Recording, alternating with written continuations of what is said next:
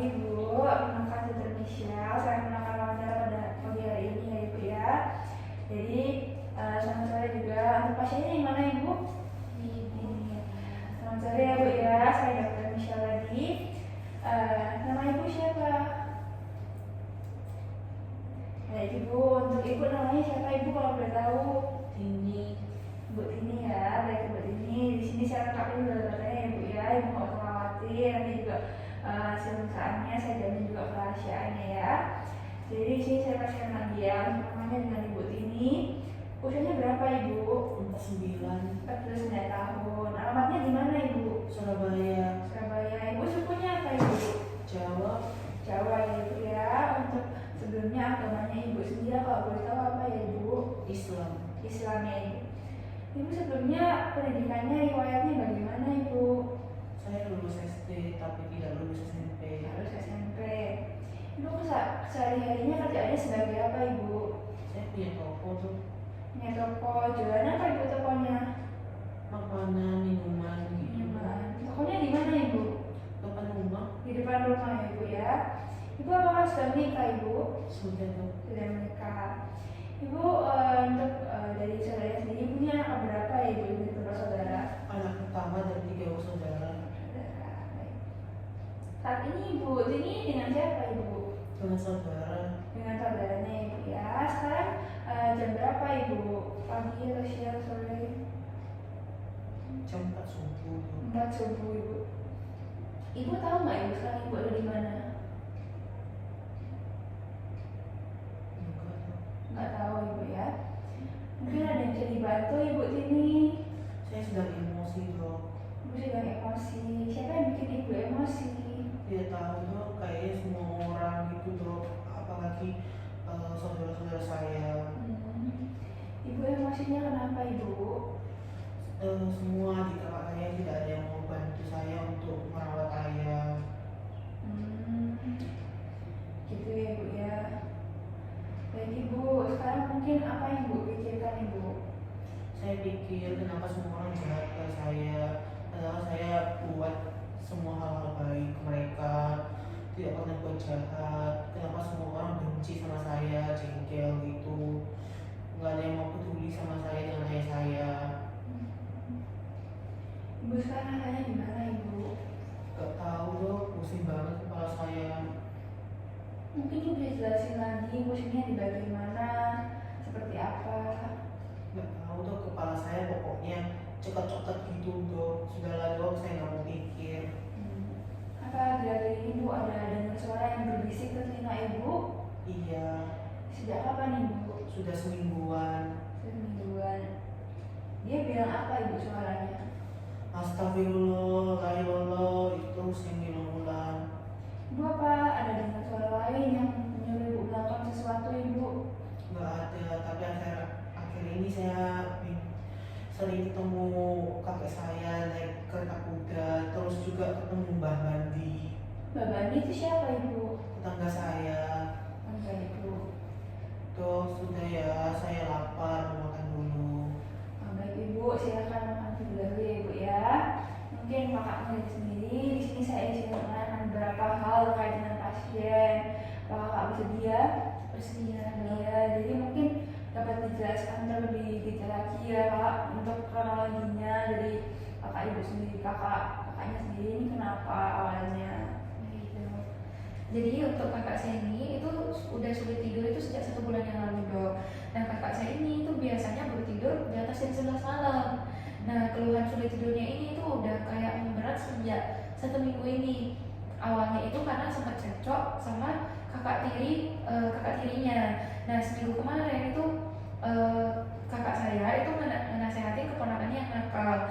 Tapi ibunya ini itu malah memarahi balik kakak saya dok. Dan bilang kalau misalnya kakak saya ini nggak berhak dan nggak pantas untuk menasihati orang karena kakak saya ini punya gangguan jiwa gitu. Nah sebenarnya itu gejala dari kakak saya ini mulai berat gitu dok. Kakak saya mulai sulit tidur. Nah kalau tidur itu selalu di atas jam 12. Kemudian sebelum tidur itu pasien biasanya mondar-mandir gitu dok di dalam rumah sambil ngerjain apa aja yang bisa dikerjakan gitu lah dok pokoknya. Nah misalnya kayak beres-beres, walaupun udah bersih itu tetap diberesin gitu ya dok ya. Terus kakak saya ini juga semingguan ini jadi mudah marah dan jadi sering ngomel sama kalau misalnya ada hal-hal yang dia pengen tapi tidak terpenuhi gitu. Nah kemudian kakak saya ini juga jadi gampang nangis, terus cepet jadi ketawa-ketawa sendiri gitu, pokoknya berubah-ubah gitu lah dok. Nah semingguan ini itu juga kakak saya sering belanja-belanja hal yang nggak terlalu penting, dan juga terkadang minta barang-barang mewah yang pengen barang-barang mewah dan juga pengen punya mobil baru gitu dok. Terus jika punya uang itu kakak saya selalu kasih uangnya tuh ke tetangga-tetangga gitu dok. Terus abis itu kakak saya ini sebenarnya masih bisa kerja dan jadi ibu rumah tangga yang cukup baik, tapi sebelumnya itu dia emang udah periang gitu dok, selalu ceria dan terbuka bila ada masalah gitu. Untuk sebelumnya apakah kakaknya ibu ini pernah mengalami kayak gangguan kayak gini sebelumnya atau dari gangguan jiwa sebelumnya ibu? Ada sih dok di tahun 1993, tapi saat itu kan kakak saya baru umur 18 tahun, jadi nggak pernah diopname pada 1993 itu. Nah pertama kali opname dan periksa itu baru di tahun 1995. Nah terus opname yang kedua itu di tahun 1997 dan opname terakhir itu di tahun 2008 dok. Nah setelah opname terakhir itu pas kakak saya cuma kontrol 2 kali aja dan berhenti minum obat, karena menurut kakak saya dan juga keluarga saya itu pasien udah sehat dan juga udah kembali seperti semula. Nah di antara periode opname itu sebenarnya kondisi kakak saya ini udah bisa bekerja dengan baik seperti biasa dan juga nggak ada gangguan relasi sama orang lain sih dok. Setelah itu juga apakah ibu ini pernah ada penyakit medis seperti tipes atau pernah dirawat penyakit medis yang lainnya gitu? Nggak ada sih dok. Nggak ada ya ibu ya. Untuk keluarga dari ibu sendiri apakah ada yang mengalami hal yang serupa ibu? Nggak ada juga dok. Nggak ada juga ya. Untuk pasien sendiri ini anak keberapa ya? Mungkin bisa ceritakan sedikit juga tentang kronologi hubungan dengan keluarganya bagaimana, apakah baik atau tidak? Baik, di sini untuk kakak saya ini adalah anak pertama dok dari 3 bersaudara. Nah kebetulan kondisi internal keluarga kami itu untuk adik kandung dari kakak saya ini sendiri itu dan juga kakak tirinya itu kurang akur dok. Kemudian kakak saya juga udah pernah menikah dan punya 1 anak, dan saat ini itu kakak saya juga punya 1 anak dari pernikahan yang kedua gitu. Untuk mungkin ibunya tahu kakaknya sendiri ini dulu lahirnya bagaimana, apakah di mana atau di rumah dibantu oleh bidan? Kalau kata ibu saya sih kakak saya ini lahirnya di rumah dok, dibantu sama bidan, terus spontan juga dan kayak gak ada kelainan pada saat lahir sih dok. Normal aja. Untuk tumbuh kembangnya mungkin apakah dulu pernah ada keterlambatan untuk perkembangan dari waktu kecil gitu? Nggak ada sih dok. Nggak ada, normal ya. Normal. Untuk pendidikannya sendiri ini saya juga sempat tanya pasiennya nanya nggak lulus SMP dan lupa lulus sekolah, apakah benar gitu? Iya benar dok. Benar ya. Sehari-harinya ibunya kerja sebagai apa ya kakaknya ini?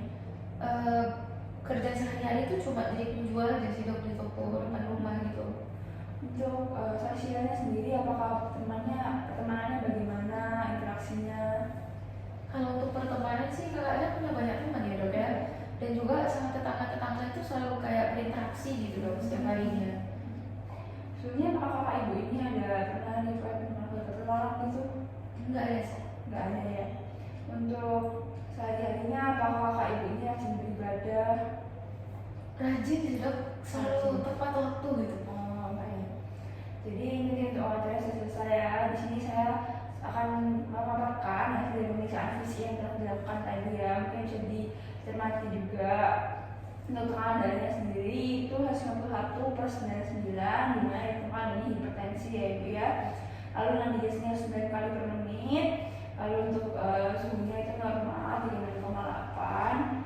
Bis itu semuanya normal, cuma pada hasil labnya ini ditemukan leukositosis atau peningkatan leukosit ya ibu ya.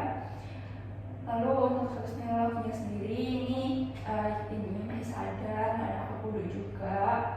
Lalu dari fenomena sendiri itu pasien ini perempuan dewasa, tapi kesannya kelihatannya kayak aktif masian. Saudaranya ini kompos mentis tapi kadang berubah-ubah. Lalu waktu dilakukan kontak juga positif, menjawab verbal, relevan dan pulang lancar. Lalu untuk orientasinya itu waktu dan orangnya baik, tapi untuk disorientasi tempatnya itu harus ditemukan. Lalu untuk mood dan afeknya itu pasien ini mood afeknya itu labil dan kadang berubah-ubah juga. Untuk pas berpikirnya pasien ini non realistis karena dia juga sebut halusinasi ya. Lalu juga inkoheren, preokupasi dari keluarganya.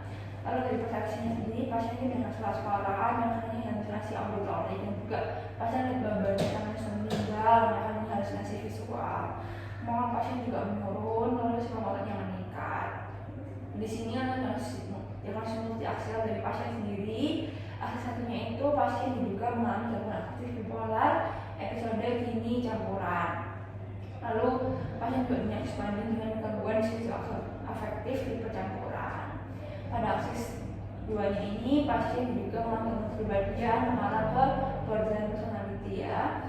Lalu untuk aksi ketiganya ini kristosis sama hipertensi juga yaitu ya. Lalu ada sifatnya ini mungkin dapat ditingkatkan di hubungan bersama keluarganya itu karena dapat masalah dengan primary support group atau yang pertama itu keluarga. Untuk asis 5 sendiri di sini tempat gift skillnya itu 30 dan juga gift skill selama terbaik sama tahunnya itu 70 kalau menurut catatannya ya. Baik, apakah ada pertanyaan Ibu? Enggak ada dok. Nggak ada ya, mungkin nanti saran saya itu saya akan berikan pengobatan juga dan untuk hubungan dengan keluarganya itu sangat penting untuk diperbaiki dan support dari keluarga juga sangat penting untuk Ibu Tini ini ya. Baik, sekian saja. Terima kasih Ibu Tini, terima kasih Ibu Dea juga ya.